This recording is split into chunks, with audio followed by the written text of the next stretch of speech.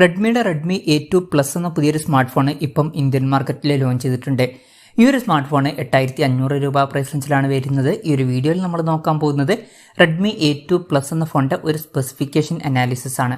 ആദ്യം നമ്മൾ എടുത്തു പറയേണ്ട ഫീച്ചേഴ്സിനെ പറ്റി പറയുകയാണെന്നുണ്ടെങ്കിൽ ഈ ഒരു പ്രൈസ് റേഞ്ചിൽ തന്നെ ഈ ഫോണിൽ ബേസ് വേരിയന്റിൽ 4GB റാമും 64GB ഇന്റേണലും കൊടുത്തിട്ടുണ്ട്. ഈ ഒരു പ്രൈസ് റേഞ്ചിൽ പലപ്പോഴും 3GB റാമും 32GB ഇന്റേണലൊക്കെയാണ് വരാറ്. അപ്പം ഈ ഒരു പ്രൈസ് റേഞ്ചിൽ 4GB റാമും 64GB ഇന്റേണലും വരുന്നു എന്നുള്ളത് എടുത്തു പറയേണ്ട ഫീച്ചേഴ്സിൽ നമുക്ക് ഉൾപ്പെടുത്താവുന്നതാണ്. പിന്നെ ഈ ഫോണിൽ 2 കൊല്ലത്തെ വാറന്റിയും കാര്യങ്ങളൊക്കെ വരുന്നുണ്ട്. അപ്പം അത് എടുത്തു പറയേണ്ട ഫീച്ചേഴ്സിൽ നമുക്ക് ഉൾപ്പെടുത്താവുന്നതാണ്. എന്നാലും ശ്രദ്ധിക്കേണ്ട ഒരു കാര്യം എന്താ വെച്ചാൽ അവരുടെ വെബ്സൈറ്റിൽ ഈ ഒരു 2 കൊല്ലത്തെ വാറന്റിയുടെ താഴെ ലിമിറ്റഡ് ഓഫർ എന്നൊക്കെ കൊടുത്തിട്ടുണ്ട്. അപ്പോൾ നിങ്ങൾ ഈ ഒരു ഫോൺ എടുക്കുമ്പം 2 കൊല്ലത്തെ വാറന്റിയും കാര്യങ്ങളൊക്കെ ഉണ്ടോ എന്നുള്ള കാര്യം ജസ്റ്റ് ഒന്ന് ചെക്ക് ചെയ്യുക.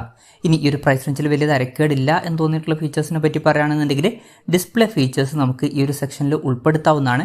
6.52 ഇഞ്ചിൻ്റെ HD+ ഡിസ്പ്ലേ ഈ ഫോണിൽ കൊടുത്തിട്ടുണ്ട്. ഫുൾ HD റെസൊല്യൂഷൻ വരുന്നില്ല, പക്ഷേ 8500 രൂപ പ്രൈസ് റേഞ്ചിൽ അത് വലിയൊരു കംപ്ലൈൻ്റ് ആയിട്ട് പറയാൻ പറ്റില്ല. പിന്നെ LCD പാനലാണ് ഇതിൽ ഉപയോഗിച്ചിരിക്കുന്നത്. ഫോണിൻ്റെ ഫ്രണ്ടിൽ വാട്ടർ ഡ്രോപ്പ് നോച്ച് ഡിസൈനുള്ള നോച്ച് കൊടുത്തിട്ടുണ്ട്. പഞ്ചോൾ ഡിസൈൻ വരുന്നില്ല. ഈ ഒരു പ്രൈസ് റേഞ്ചിൽ അത് വലിയൊരു കംപ്ലൈൻ്റ് ആയിട്ട് പറയാനും പറ്റില്ല. പിന്നെ കൂടിയ റിഫ്രഷ് റേറ്റ് സപ്പോർട്ട് ചെയ്യുന്നില്ല. 60 ഹെർട്സിൻ്റെ റിഫ്രഷ് റേറ്റ് ഇതിൽ വരുന്നുള്ളൂ. ഈ ഒരു പ്രൈസ് റേഞ്ചിൽ അത് ഓക്കെ എന്ന് പറയാം. പിന്നെ 120 ഹെർട്സിൻ്റെ ടച്ച് സാമ്പിളിംഗ് റേറ്റ് ഇതിൽ സപ്പോർട്ട് ചെയ്യുന്നുണ്ട്. അപ്പോൾ ഡിസ്പ്ലേ ഫീച്ചേഴ്സ് മൊത്തത്തിൽ നോക്കുകയാണെന്നുണ്ടെങ്കിൽ ഈ ഒരു പ്രൈസ് റേഞ്ചിൽ അങ്ങനെ എടുത്തു പറയേണ്ട കാര്യങ്ങളൊന്നും വരുന്നില്ല. എന്നാലും ഈ ഒരു പ്രൈസ് റേഞ്ചിനെ പറ്റിയിട്ടുള്ള തരക്കേടില്ലാത്ത ഡിസ്പ്ലേ ഫീച്ചേഴ്സ് ഈ ഒരു ഫോണിൽ കൊടുത്തിട്ടുണ്ട് എന്നൊക്കെ പറയാവുന്നതാണ്. പിന്നെ ഈ ഫോണിൽ ഫിംഗർ പ്രിൻറ്റ് സെൻസർ വരുന്നുണ്ട്. ഫിംഗർ പ്രിൻറ്റ് സെൻസർ ഫോണിൻ്റെ ബാക്കിലാണ് വരുന്നത്.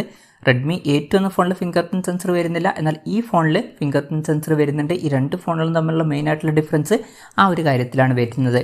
പിന്നെ ഈ ഫോണിൻ്റെ വെയിറ്റ് വരുന്നത് ഏകദേശം 192 ഗ്രാമാണ്. തിക്നെസ് വരുന്നത് 9.09 mm ആണ്.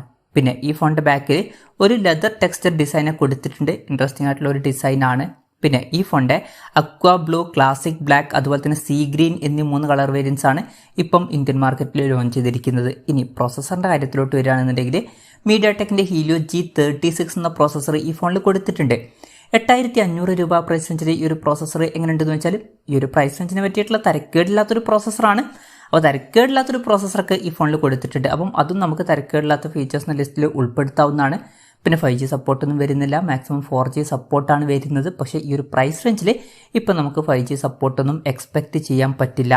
LPDDR4Xൻ്റെ റാമും eMMC സ്റ്റോറേജ് ടൈപ്പാണ് ഈ ഫോണിൽ കൊടുത്തിരിക്കുന്നത്. പിന്നെ മെമ്മറി എക്സ്പാൻഡ് ചെയ്യണമെന്നുണ്ടെങ്കിൽ ഡെഡിക്കേറ്റഡ് മെമ്മറി കാർഡ് സ്ലോട്ട് ഈ ഫോണിൽ വരുന്നുണ്ട്. അതായത് 2 സിം യൂസ് ചെയ്യുമ്പോൾ തന്നെ ഒരു മെമ്മറി കാർഡ് നമുക്ക് സെപ്പറേറ്റ് ആയിട്ട് യൂസ് ചെയ്യാം. പിന്നെ വെർച്വൽ റാം എന്നുള്ള ഫീച്ചറും ഇതിൽ കൊടുത്തിട്ടുണ്ട്. അതായത് എക്സ്ട്രാ റാം വേണ്ട സമയത്ത് ഇന്റേണൽ മെമ്മറിയിൽ നിന്ന് കുറച്ച് മെമ്മറി എടുത്തിട്ട് അത് റാമായിട്ട് യൂസ് ചെയ്യും. അങ്ങനെ 3GB റാം വരെ എക്സ്ട്രാ നമുക്ക് ലഭിക്കുന്നതായിരിക്കും. പിന്നെ സിംഗിൾ സ്പീക്കറാണ് ഈ ഫോണിൽ വരുന്നത്. ഈ ഒരു പ്രൈസ് റേഞ്ചിൽ അത് ഓക്കെയാണ്. 3.5mm ഓഡിയോ ജാക്കും ഈ ഫോണിൽ കൊടുത്തിട്ടുണ്ട്. പിന്നെ Android 13 ബേസ് ആയിട്ടുള്ള ഗോ എഡിഷൻ സോഫ്റ്റ്വെയർ ആണ് ഈ ഫോണിൽ വരുന്നത്.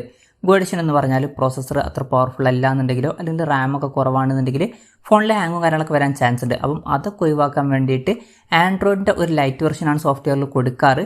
അതാണ് ഈ ഒരു ഗോ എഡിഷൻ സോഫ്റ്റ്വെയർ. അങ്ങനെയുള്ളൊരു ഗോ എഡിഷൻ സോഫ്റ്റ്വെയർ ആണ് ഈ ഫോണിൽ കൊടുത്തിരിക്കുന്നത്. പിന്നെ ക്യാമറയുടെ കാര്യം പറയുകയാണെന്നുണ്ടെങ്കിൽ ഫോണിൻ്റെ പിന്നിൽ ഡ്യുവൽ ക്യാമറ സെറ്റപ്പ് കൊടുത്തിട്ടുണ്ട്. 8 MP മെയിൻ ക്യാമറ സെൻസറാണ് ഈ ഫോണിൽ വരുന്നത്. പിന്നെ ഒരു QVGA ലെൻസും ഇതിൽ കൊടുത്തിട്ടുണ്ട്. ഫ്രണ്ടിൽ 5 MP സെൽഫി ക്യാമറയാണ് വരുന്നത്. അപ്പം ഓൺ പേപ്പർ തരക്കേടില്ലാത്ത ഒരു ക്യാമറ സ്പെസിഫിക്കേഷൻ ഈ ഒരു പ്രൈസ് റേഞ്ചിൽ ഈ ഫോണിൽ കൊടുത്തിട്ടുണ്ട് എന്ന് പറയാവുന്നതാണ്. പിന്നെ 5000 mAh ബാറ്ററി വരുന്നുണ്ട്. ഫാസ്റ്റ് ചാർജിങ് സപ്പോർട്ട് ചെയ്യുന്നില്ല. 10 വാട്ടിൻ്റെ ചാർജിങ് സ്പീഡേ ഇതിൽ വരുന്നുള്ളൂ. ഈ ഒരു പ്രൈസ് റേഞ്ചിൽ ഫാസ്റ്റ് ചാർജിങ് സപ്പോർട്ട് ചെയ്യാത്തത് വലിയൊരു കംപ്ലൈൻ്റ് ആയിട്ട് പറയാൻ പറ്റില്ല. അപ്പം ഇതൊക്കെയാണ് തരക്കേടില്ലാത്ത ഫീച്ചേഴ്സിൻ്റെ ലിസ്റ്റിൽ പറയാനുള്ള കാര്യങ്ങൾ. ഇനി ഈ ഒരു പ്രൈസ് റേഞ്ചിൽ കുറച്ചൊക്കെ നിരാശപ്പെടുത്തി എന്ന് തോന്നിയിട്ടുള്ള ഫീച്ചേഴ്സിനെ പറ്റി പറയുകയാണെന്നുണ്ടെങ്കിൽ ഇതിൽ മൈക്രോ USB ചാർജിംഗ് പോർട്ടാണ് കൊടുത്തിരിക്കുന്നത്. ഈ ഒരു പ്രൈസ് റേഞ്ചിലൊക്കെ Type-C ചാർജിംഗ് പോർട്ട് കൊടുത്തിരുന്നതിൽ കുറച്ചും കൂടി നന്നായേനെ. എന്തായാലും മൈക്രോ USB ചാർജിംഗ് പോർട്ട് ഇതിൽ കൊടുത്തിട്ടുള്ളൂ. അപ്പം ഇതൊക്കെയാണ് മൊത്തത്തിൽ ഫീച്ചേഴ്സിനെ പറ്റി പറയാനുള്ള കാര്യങ്ങൾ. പിന്നെ വിലയുടെ കാര്യം പറയുകയാണെന്നുണ്ടെങ്കിൽ ഈ ഫോണിൻ്റെ വില വരുന്നത് 8499 രൂപയാണ്. പിന്നെ ICCയുടെ കാർഡ് യൂസ് ചെയ്യുകയാണെന്നുണ്ടെങ്കിൽ 500 രൂപയുടെ ഓഫും കാര്യങ്ങളൊക്കെ ലഭിക്കുന്നതായിരിക്കും. മെയ് 23 മുതലാണ് ഫോണിൻ്റെ സെയിലും കാര്യങ്ങളൊക്കെ സ്റ്റാർട്ട് ചെയ്യുന്നത്. പിന്നെ mi.com വഴിയും അതുപോലെ തന്നെ Amazon വഴിയുമാണ് ഈ ഫോണിൻ്റെ സെയിൽ നടക്കുന്നത്. എന്തായാലും ഓവറോൾ നോക്കുകയാണെന്നുണ്ടെങ്കിൽ റെഡ്മി A2 പ്ലസ് എന്ന ഫോണിൽ ഈ ഒരു പ്രൈസ് റേഞ്ചിൽ തരക്കേടില്ലാത്ത ഫീച്ചേഴ്സ് വരുന്നുണ്ട് എന്നൊക്കെ പറയാവുന്നതാണ്. പക്ഷേ ഈ ഒരു പ്രൈസ് റേഞ്ചിൽ എടുത്തു പറയാൻ എന്താണ് ഉള്ളത് എന്ന് വെച്ചാൽ അങ്ങനെ അതിന് മാത്രം വലിയ എടുത്തു പറയേണ്ട ഫീച്ചേഴ്സ് ഒന്നും വരുന്നില്ല. ജസ്റ്റ് ആവറേജ് ആയിട്ടുള്ളൊരു ഫോൺ, അത്രയേ ഉള്ളൂ.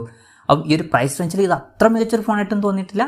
Average phone. എന്തായാലും ഈ ഒരു ഫോണിനെ പറ്റിയിട്ടുള്ള നിങ്ങളുടെ അഭിപ്രായം ജസ്റ്റ് ഒന്ന് കമൻറ്റ് ചെയ്യുക.